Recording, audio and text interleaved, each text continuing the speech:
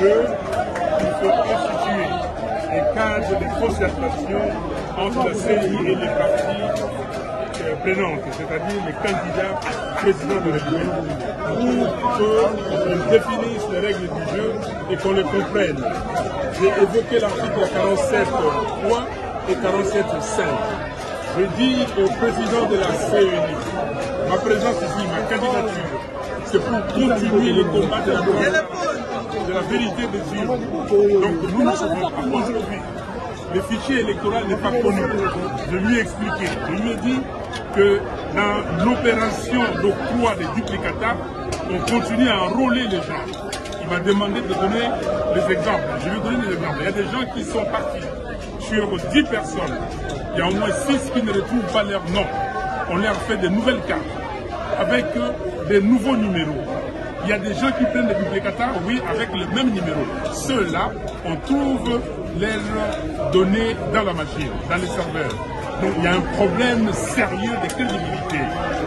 Donc j'ai dit au président de la CENI qu'il ne peut pas penser que ce processus lui appartient ou appartient à la CENI seulement. C'est un processus du peuple, c'est un processus des parties prenantes, donc il nous faut qu'il se ravise.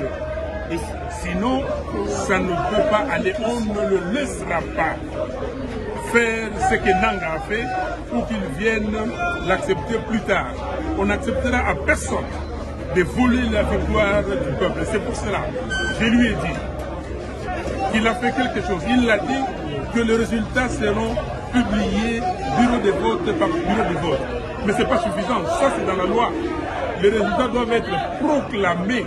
Et comme ça, les gens à qui on aura donné des machines chez eux, des gens qui ont des cartes d'électeurs fictifs, les électeurs fictifs, ces gens-là ne pourront pas transférer les résultats dans les serveurs.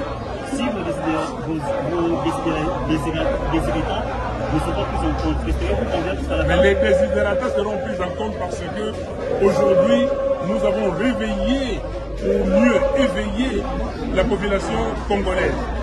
Donc la population connaît ce que c'est que le fichier électoral. La population va faire la surveillance citoyenne.